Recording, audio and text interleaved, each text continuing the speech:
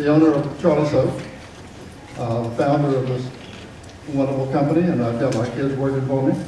That's the best retirement that you can have. As I said, I'm a fighter. This job that is available up in Washington, it's going to take somebody who understands elbows, when to rub them, and when to swing it. And this time, it's time to swing it. How many people here think that they live in a free country? One person thinks it, or maybe two or three. We're really not. This is not a free country. It started 100 years ago with a wonderful fellow named Woodrow Wilson, a college professor. And he turned this thing around. He took the power away from the states and gave it to the lobbyists. He put in the Fed, and he put in the income tax. We have the 16th and 17th Amendment. 16th is the income tax. The wording on the income tax amendment is it gave power to the Congress to create an income tax. It also, in the same wording, created the power in the Congress to abolish the income tax. All we need is strong leaders up in Washington, in our House, to bring this vote to the floor to get rid of the IRS. I don't think that in the climate now that anybody would vote to keep it in its own form. I personally like HR 25, and that's the fair tax bill. I want you guys to study it. I have a manifesto. I didn't really realize I was going to speak. I've got to go to a show. Charlie Soap. I happen to be in Greensboro. So thank you very much. I have some of these over there. Please pick them up. Please read them. Thank you.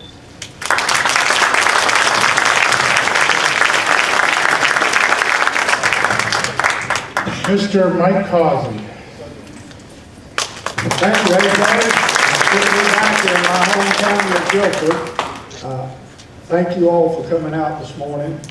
I'm Mike Causey, and I want to be your candidate for Congress. I hope I'm your candidate for Congress. If I'm not your first choice, as somebody said earlier, I'd certainly like to be your second choice, because we're probably headed for a runoff. We have 9 fine candidates. I'm a veteran farmer and a small business owner. I'm the only veteran farmer, small business owner in this race. I've been active in this party for more than 40 years. And I have run for office. I counted the other day, and over 5.5 million times the people of North Carolina have voted for me in an election. So I'm hoping this time we can win this. I see B.J. Pierce in the audience. B.J. Pierce is a campaign manager. She's Howard Coble's former law partner. And out of all the folks that came to me and asked me to get into this race, I'd say B.J. was on the top of the list. So, if you don't like me being in it, blame BJ. We have a lot of problems in this country. You know, it's time that Congress started making common sense decisions to bring American jobs to America and stop taxing us out of house and home. We have a debt that you all have heard many times. And when I started campaigning in January, it was 17 trillion, that's 12 zeros. It's already grown to $17.6 trillion. Now, none of us can comprehend those numbers, but we can comprehend that each one of us in this room owe today the federal government almost $56,000, and it's growing.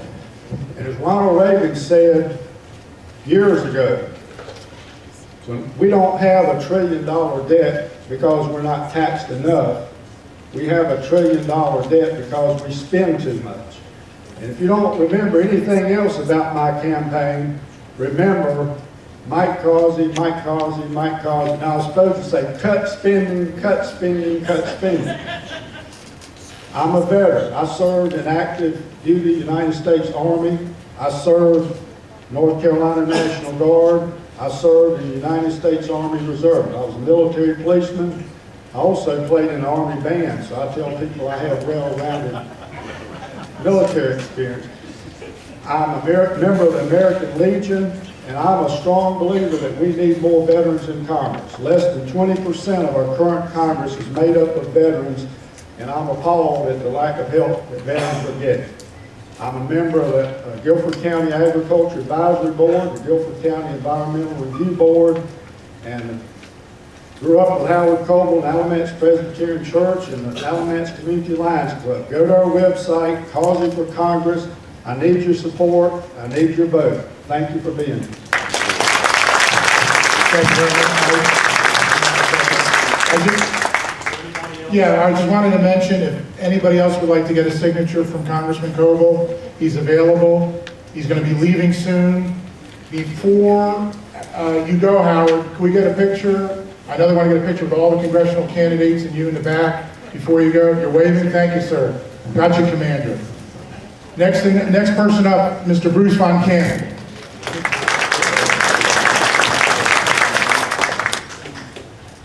Congressman Coble, Chairman AJ, distinguished delegates of the 6th District.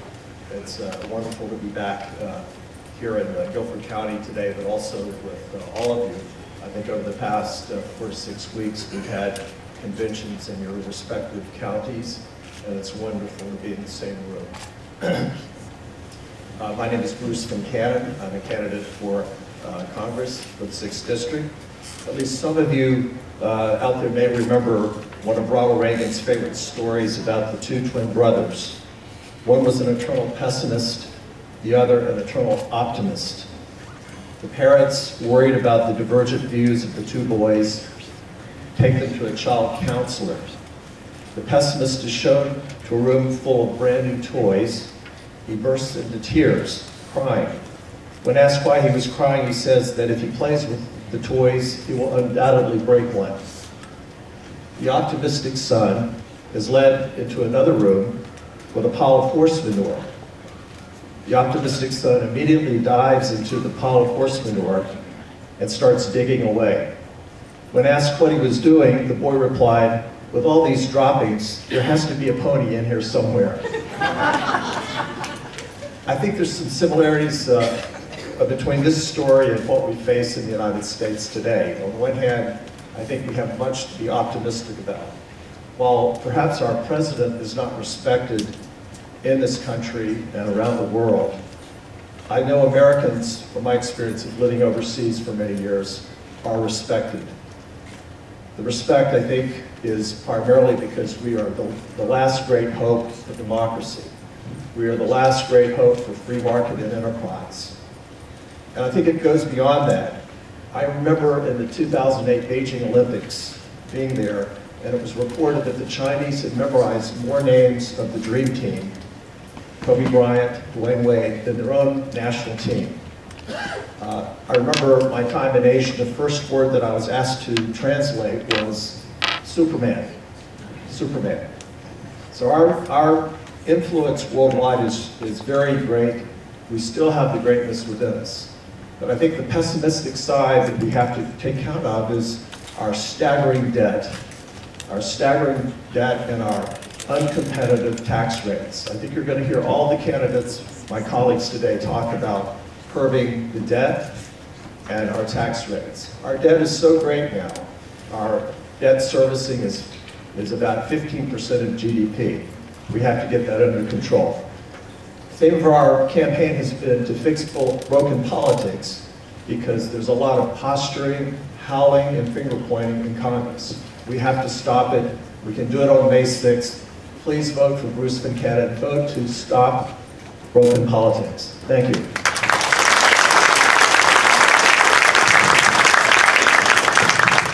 Ladies and gentlemen, Mr. Phil Berger.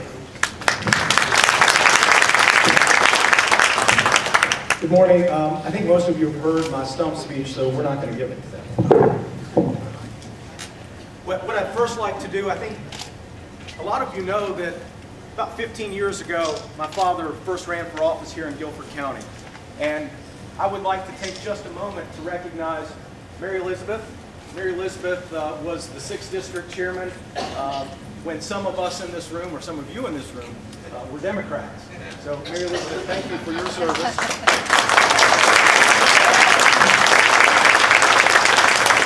Because people like Mary Elizabeth, who have toiled in the field, have worked so hard for so many years to grow the Republican Party. And I'm right there with her. I'm right there with Mary Elizabeth and Mary Rakestraw and Phyllis Gibbs and a lot of other people who have spent time growing this party. And I have served as chairman of the Republican Party in Rockingham County. I've served as a precinct chairman. I've served as an elected official as the district attorney in Rockingham County. And when I was first elected in 2006, I promised the voters of Rockingham County action and reform.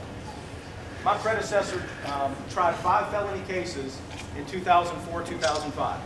I told the voters of Rockingham County that we would not give away the courthouse and we would start trying cases. Over the last 7 years, we've tried over 250 cases to a jury. Our conviction rate on people who plead guilty as charged, people who plead guilty as charged in Rockingham County, 93%. We're not giving away the courthouse. I've kept my promises, and that's what I'll do as your congressman. Now, the other day, my son threw a no-hitter. Now, it was obviously a proud dad, right? No-hitter. He had a 3-2 count in the second inning and walked the kid. The kid got thrown out trying to steal second base. So he was 1 pitch away from a perfect game, and I was out campaigning. So I missed one of the greatest accomplishments in my son's life. And one of the things that we have to do is we have to realize that greatness operates and happens whether we see it or not. Success happens and functions in this country, in this county, whether we see it or not. It's the business owner who hangs a shingle for the first time, right? Some of you know that proud feeling when you go out on your own, you take out a loan, and you open your business, right? I've done that. I've done that. It's the single mother, right, who works hard and strives hard so that her kids can have a better future than what she had. You've seen it. You know your neighbors who've done it, right?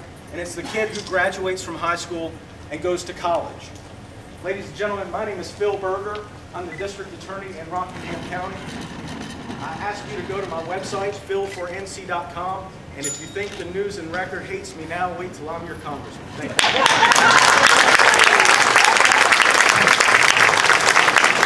Thank you, Phil. Don Webb. Thank you, sir. I am Don Webb, and I want to serve you as your next congressman. Howard Coble has a 30-year legacy of character and integrity in Washington, D.C. It's going to be very hard for the next congressman to live up to that legacy, but I'll do my best, Howard. I'm from the big outfit. He's from the Coast Guard. I'm from the Navy, so we call it the big outfit. I want to recognize my wife of 40 years, Susie. We have raised 5 children and have 4 grandchildren. And it's because of those 2 generations in my family that I can see right now that I'm concerned about our country. And that's why I'm in this race. Our founding fathers gave each of us a charge to preserve liberty and to fight tyranny for the sake of our country and specifically for the sake of the next 2 generations. Folks, we're at a critical time. We've got critical issues that we're facing, and we need serious solutions. I raised my hand 44 years ago and took an oath to the Constitution to defend it against all enemies, foreign and domestic. Folks, right now, we've got enemies domestically that we need to fight against. Many of them are in Washington, D.C.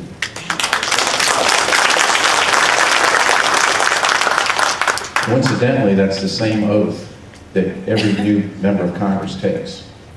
And I'll gladly reaffirm that same commitment by taking that oath.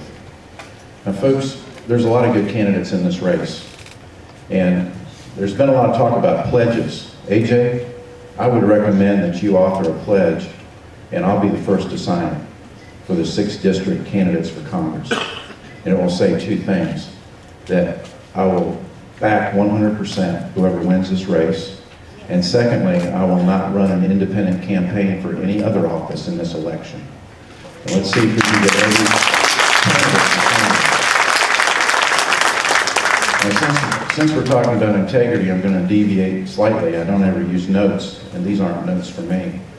But this is a press release that's available to everybody afterwards.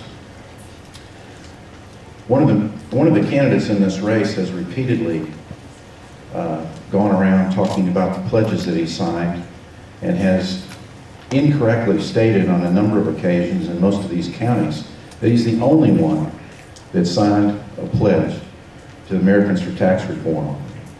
Well, I'm not a DA, but I believe this would be evidence.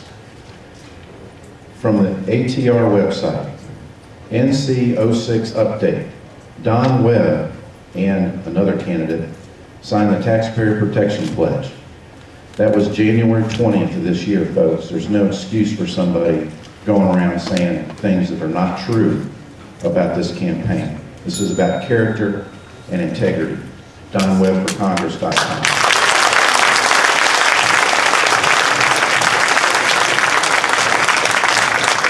Mr. Zach McKinney, welcome on board. Thank you, AJ. Are we having fun today yet? Yeah. This is pretty fun, you gotta admit. It's exciting to come here, you get the energy going. I am Zach McKinney, I'm a Greensboro City Councilman, and I want to talk to you about something that y'all have heard a lot about through this campaign, and it's called boots on the ground. Because boots on the ground symbolizes what I've done to be standing in front of you today. A little bit about me. My boots on the ground began in getting to know this community. Community of Greensboro. I volunteered extensively. The key thing of that is I got to know the community in which I choose to represent. So I volunteered at the community colleges, the United Way. I volunteered extensively for numerous things, and I want you to look that up and compare the resume, because we talk about boots on the ground, but do we actually do it? That's boots on the ground. Boots on the ground, I got to show you, this tie may look a little bit wider than most. This was my grandfather's tie from Rutherford County in the early 1970s. And this is a nice, good old Republican tie. So he had boots on the ground, and so I got it honestly. My boots on the ground also stems from the fact that I am a four-term city councilman. And the thing that I've been focused on is I've been focused on jobs. Jobs in the economy. The American dream used to be owning a house. You've heard that said before. But I stood up here in Guilford County's 6th District Convention, and I said it then, and I've said it throughout y'all's conventions in this room, that jobs are the focus, and it's jobsarethefocus.com. It's focused on regionalism. I've done it throughout my tenure as a Greensboro City Councilman, and I would continue to do it. I want to focus on jobs. I said this earlier than before, was focus on the IRS. Whatever. We knew you were going to talk, so I plugged it. AJ. I knew something didn't sound right. Does that mean I get another 15 minutes? Okay. Jobsarethefocus.com. And you got to have fun. I said it, we're having fun yet. It's focused on regionalism. I said, let's sunset the tax code. Let's rewrite it. I was the first one to say it. We got to get rid of the IRS. We got to get rid of this tax code that's not fair and create one that's fair, simple, and honest. We got to cut government spending, and we've got to get government out of the way, which includes Obamacare, and we got to teach for the jobs, which focuses on our community colleges, focuses on working with them. That comes back to jobs. Recently, we had an opportunity to bid for Stone Brewery. And what I said in Greensboro was, let's work with Rockingham Community College because they have a great program in their community college. So for the first time, he had an actual person that represents the city work with a county that's not even his own in order to bring jobs to what? Our region. Because we've got to work together, and it's no different in the 6th District. Boots on the ground. We're in Alamance County today. We're knocking on 2,300 doors. We're coming to a county that you live in, and we're hopefully going to knock on your door. That's boots on the ground. We've made over 6,000 phone calls. We've gotten a lot of excitement. We have yet to peak, but I need your vote. Zach Matheny for Congress, 6th District, jobsarethefocus.com. Thank you so much. Have a great afternoon. And last but not least, Mr. Mark Walker.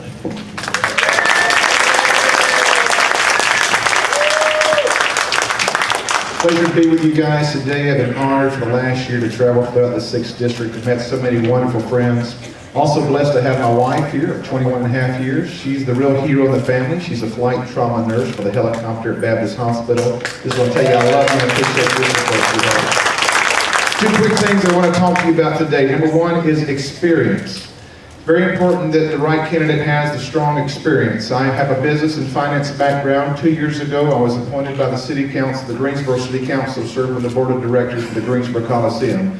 A year and a half ago, this Board of Directors asked me and chose me to serve on the budget. The reason why, they were aware of my budget and finance background, but they also wanted somebody with integrity who would represent those numbers very strongly. Now, it's not just experience though. Washington, D.C. is full of career politicians and experienced resumes, and they're not getting the job done. I will tell you there's another important ingredient, not just experience, but it's leadership. Leadership holds people accountable. Leadership defends the Constitution. Leadership protects the unborn. Leadership promotes the free market, and leadership tells Eric Holder and Harry Reid, you are corrupt, sirs. That's the kind of leadership that we need to and let me say this, leadership is not just in D.C., it's right here in the district. See, a key important of leadership is service. Service to the community, constituent service. For 15 years, I have served people from every walk of life, in the good times, the bad times, and tough times. I've worked in the inner city ministries. That's the reason, as a candidate, I feel like I have the credibility to attack that 62% entitlement, because I've been building relationships with these communities for many years, and I want to tell them there's a better way, and there's hope. In fact, there's hope for all of us, but we live in a time right now that's urgent. That's why you're here today, and that's why I'm here today. We have to move with an urgency not seen in several generations, and if the wind is to unfurl the great sails of this country, it must come from our local citizens, our towns, our homes, and even our churches, and not from the overreaching arm of this federal government, and we need to be moving now. Listen, I'll close with this. There's good news. There's good news. There's hope. We're seeing it everywhere. We are making a difference. We've done it before historically, and with God's help, we can do it again. And that's why we're getting strong endorsements. People like law enforcement, Sheriff Terry Johnson, Ray Coble, Howard's esteemed brother. We've got General Blake Williams. We have 3 mayors just from Guilford County, former councilmen, former commissioners, and they continue to grow. But we're asking for your vote as well. But even more importantly than your vote, today I'm asking for your trust. May God give us the courage to follow. May God give us the path to keep. God bless you. We love each and every one of you.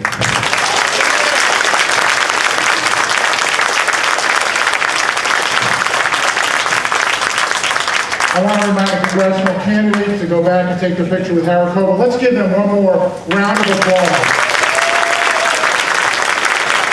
I really believe that we are going to have a very, very tough choice. As they're going back there, I'm going to tell the delegation, I was in Alamance County Thursday officiating at a forum debate, both myself and Howard Coble. I did it publicly. Many of you know that after I lost for Secretary of State, I was the only one out of 27 candidates that run around the state campaigning for the winners. So consequently, because of that, I have encouraged in Alamance, and I'm doing it today, and Howard Coble's doing it, we have to unify behind the winner. So having that said, we're going to go ahead and, while there's a little ruckus in the back, we'll go ahead and do a few things. I was a little note here passed to the chair. I think I failed to recognize NC House or Senate candidates. Is there anybody NC House? Go ahead and be recognized, sir. Larry Yarbrough from Person County, running for North Carolina House of Representatives, District 2. Thank you very much.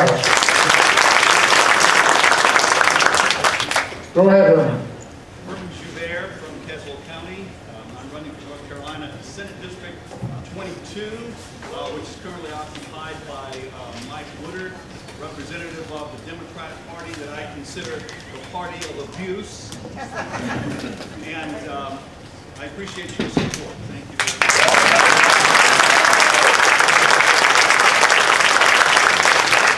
very These two gentlemen, in case you all don't know the layout of the district, are running in areas that have been, and the seats have been, long time held by Democrats.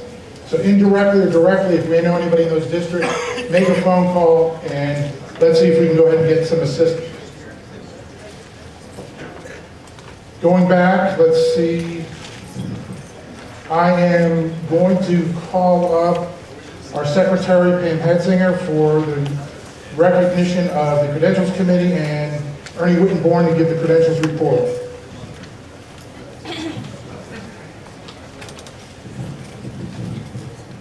I'd like to say a quick thank you to the volunteers that came out early this morning and the others that helped get set up. Also, Ernie has done a great job coordinating the credentials report. Ernie Wittenborn.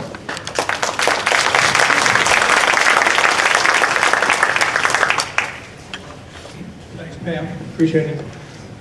Before I give you the report, I would like to do a couple of things. One, ask all the registrars who worked this morning to expedite your registration process to just stand up. You know how well the registration process went today, so please stand up and give them a round of applause. Thank you. Also, the Credentials Committee is made up of Betty Wood, Larry Lappel, and myself, and I extend my thanks to them. Thank you. We're very fortunate today that we have 128 delegates in the district to appear. And that breaks down as follows. Alamance, 10. Haswell, 4. Durham, 4. Granville, none. Guilford, 55. We thank you. Orange, 6. Person, 1. Rockingham, 22. Stokes, 8. And Surrey, 18, for a total of 128 registered delegates. Thank you very much. Could I have a motion to go ahead and accept the credential delegates as read and registered? Stand up and be recognized, your name and address. Mike Pettit, Guilford County, do I have a second? Thank you, Miriam, because we're going to have to go home if you didn't second it. All those in favor signify by saying aye. Any opposed? Motion carries. Ladies and gentlemen, I'm taking a real brief break again from the schedule. First off, we have a commercial announcement. There are beverages and hot dogs available from the young folks in the back. The proceeds of the hot dogs and beverages will be going to the homeschoolers of Guilford County. Having heard that, Sergeant Arms, can we have a little bit quiet back there, please, sir? Convention rules state that no standing around. I think the picture's been done. Also, it's my understanding, Mr. Sergeant Arms, that we have an uncredentialed person in the room. Senator Phil Berger. Oh, there you are. I'd like to have a motion to accept Senator Phil Berger as a credentialed delegate for the purposes of speaking. Mike Piccirilli from Guilford. Thank you, sir. Having heard that, ladies and gentlemen, let me give a great honor and privilege. We didn't know who was coming until yesterday. And look, if you look in your agenda, it has legislative update. Ladies and gentlemen, I'm honored and proud. The Speaker Pro Tem, and I guess indirectly my boss's lottery commissioner, Senator Phil Berger.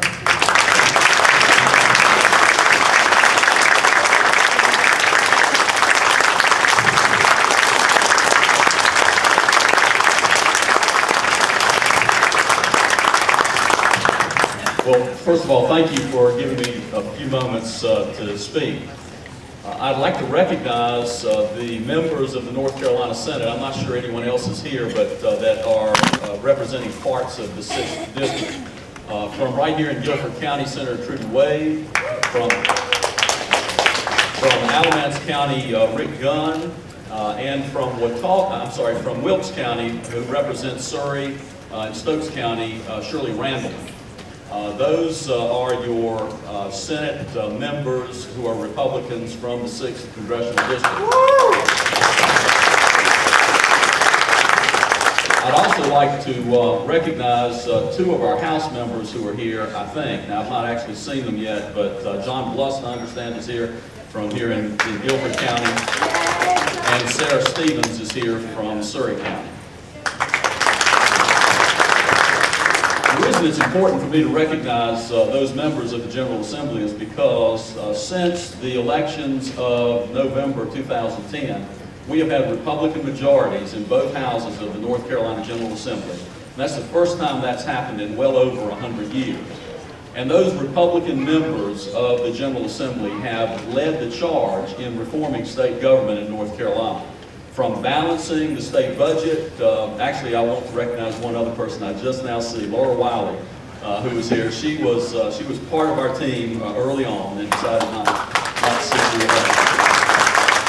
But those Republican members of the General Assembly have balanced the budget. When we took office in January of 2011, the state had a $2.5 billion budget shortfall. We balanced that budget, and we did it by keeping a promise, and kept a promise, that the Democrats wanted to break, and that was a promise to let what they call temporary taxes expire. So we lowered the sales tax, and since then we have lowered all range of taxes in North Carolina. We've lowered income taxes, we've lowered individual and corporate income taxes, and we've, something that we've been talking about for a long time, we've eliminated the death tax in North Carolina as a result of tax reform. A couple of other things that we've done more recently, we passed the most comprehensive and sweeping election reform bill in the nation that included a good photo ID measure that will help prevent fraud.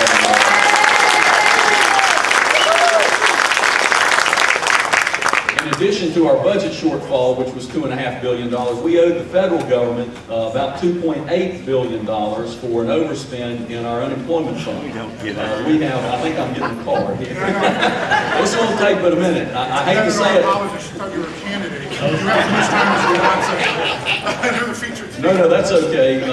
Actually, the problem is we've done so much, you just can't get it all in a couple of minutes. But I'm particularly proud of what we've done with unemployment.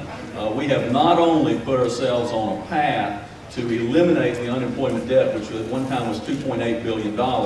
The reforms we've made to the unemployment system in North Carolina have actually caused North Carolina's unemployment rate to go down faster than any state in the country, and as opposed to being one of the states with the highest unemployment rate, we are now below the national average in unemployment. All of that because